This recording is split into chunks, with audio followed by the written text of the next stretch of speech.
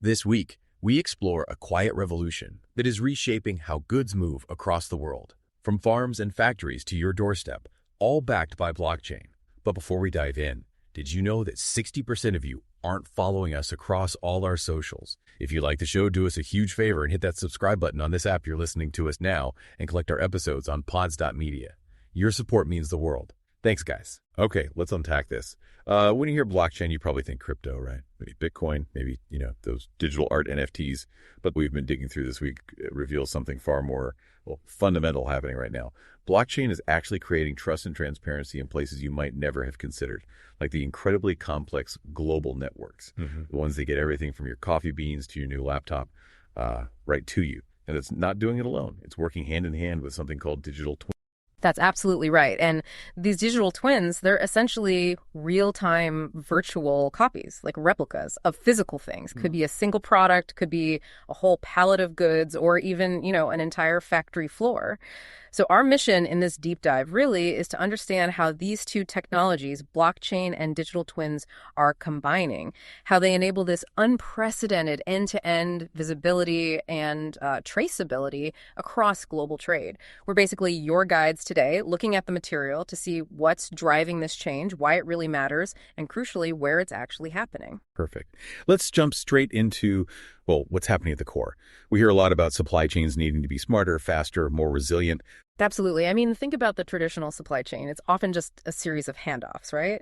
Different companies often using systems that, frankly, don't talk to each other. Data gets stuck, siloed.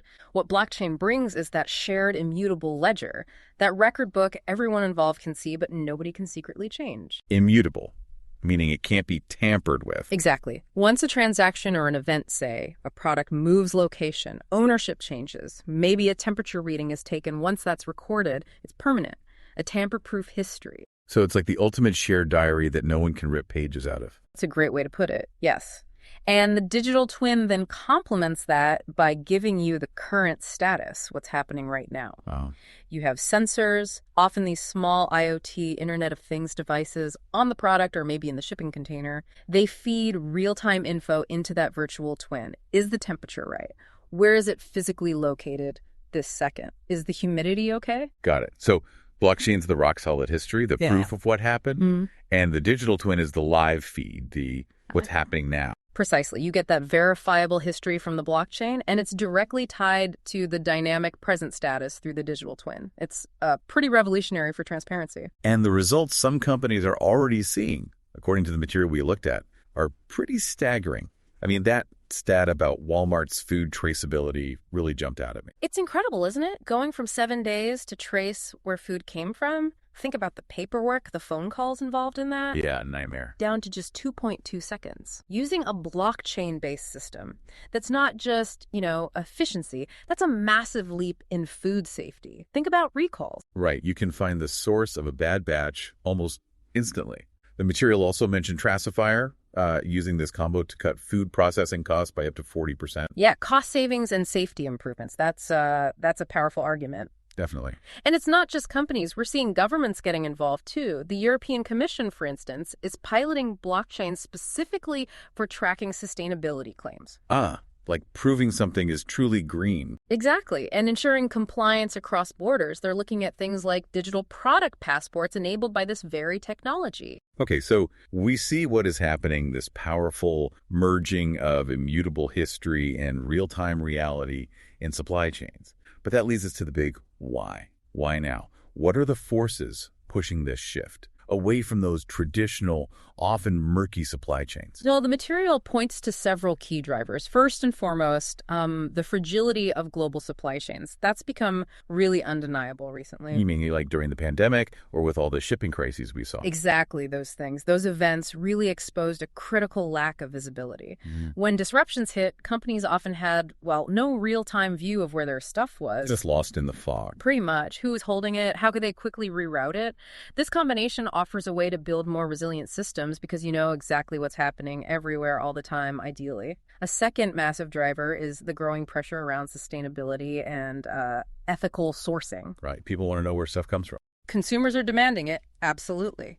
But also regulators, investors. They're all focused on ESG goals, environmental, social, governance. Companies need to provide verifiable proof of their claims about carbon footprints or fair labor or sustainable materials, not just, marketing fluff. Blockchain provides that immutable record. You can't just greenwash anymore. You actually have to prove it with hard data. Precisely. Thirdly, there's the problem with the legacy systems, those old databases and processes that plague traditional supply chains. So the data silos you mentioned. Exactly. Data is fragmented, stuck in separate systems that don't talk to each other. This makes the whole thing vulnerable to errors, massive inefficiency, and even fraud, because there's no single trusted source of truth. This combination aims to fix that. And finally, it's honestly just about technology maturity. Blockchain tech itself has moved way beyond just crypto. It's grown up a bit. It really has. And the related tech, like those IoT sensors feeding the digital twins and the AI needed to make sense of all that data, they're robust enough now for big industrial scale use. They weren't quite there a few years back, but now they are. Okay, that makes a lot of sense. You've got external pressures, disruptions, consumer demand, regulations. Then internal problems with old systems. And finally, the tech itself is ready for prime time. That paints a clear picture. Now let's get to the so whats. Why does this matter to you, our listener? What are the concrete benefits here beyond just making life easier for big companies? Well, the benefits outlined in the material are pretty significant, and they do ripple out. The first is that enhanced transparency we keep talking about, but it's more than just seeing data. It's about trusted data. Knowing that every step is logged immutably means you can potentially trust the story of a product's journey in a way you just couldn't before. And that transparency, that trust, it directly helps fight things like fraud, right? Absolutely. That's the second major benefit, fraud prevention. Think about counterfeit luxury goods, fake medicines, maybe food products that have been tampered with. The combo of that unchangeable blockchain history and the real-time data from the digital twin makes it extremely difficult to sneak fakes into the system or alter information without setting off alarms. Much harder to cheat the system. Much harder. This transparency and traceability also leads straight to much faster recalls if there's a safety issue, like contamination. Like with the Walmart example. Exactly. Companies can pinpoint exactly which batch is affected and where it went almost instantly. Instead of these broad, slow, expensive manual recalls that often miss things, this saves lives, reduces waste, protects brands. Yeah, that 7 days versus 2 seconds really hammers home the recall benefit. It's the difference between, a localized issue and a widespread crisis. It absolutely is. And going back to sustainability, this offers truly verifiable sustainability tracking.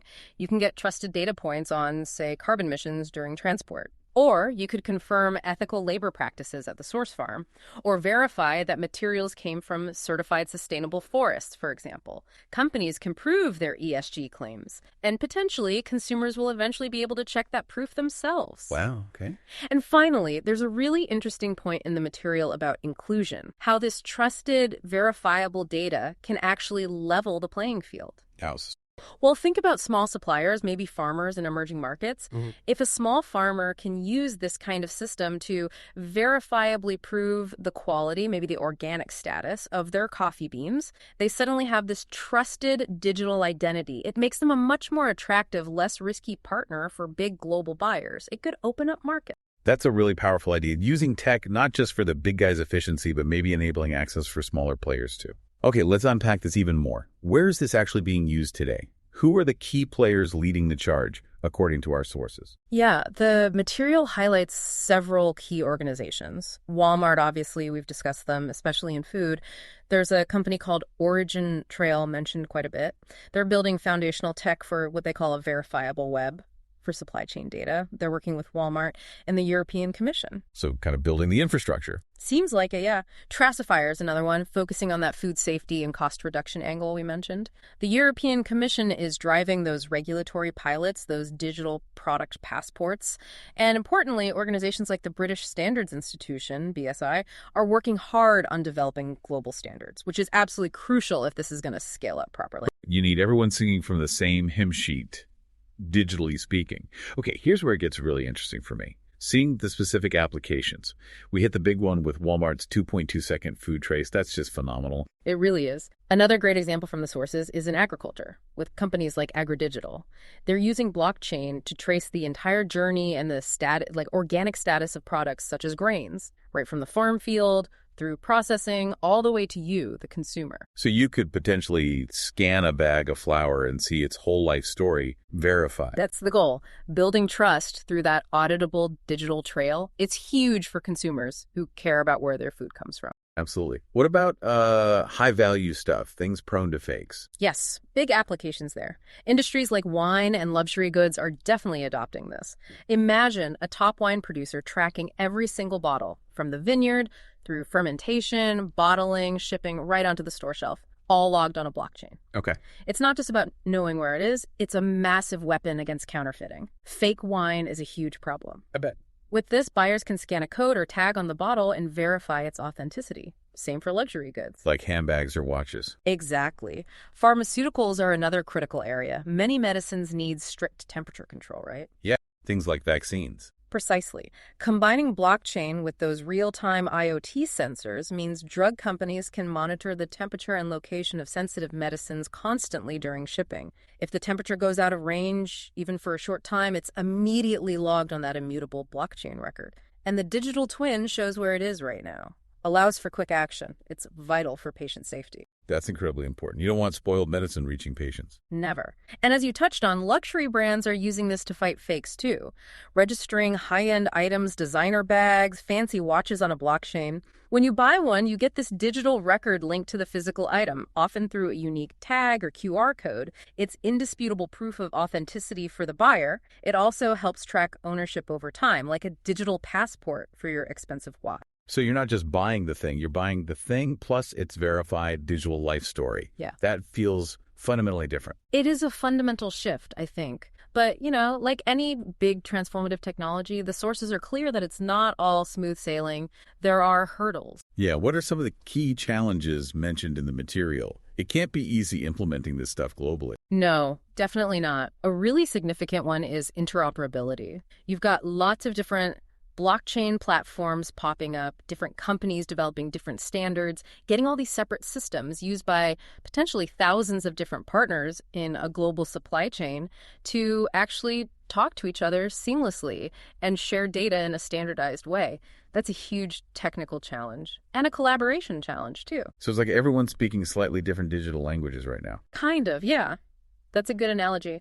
Another critical challenge is ensuring data quality at the source. Garbage in, garbage out. Right. Right. The blockchain only records what you tell it. Exactly. It's immutable, which is its strength, but if the data coming in from, say, an IoT sensor is wrong, or if someone manually types in the wrong info way back at the start, that bad data gets locked in forever. Making sure the initial inputs are accurate is absolutely paramount, but that's tough in complex, messy, real-world environments. I could see that. What else? Then there's the sheer challenge of scaling. We see these impressive pilots, like Walmart tracing certain food items, but moving from that to implementing this across massive, global, multi-layered supply chains involving thousands of companies, that's an enormous undertaking, requires huge investment, big changes in how companies work, and lots of cooperation. It's not just plug and play them. Far from it.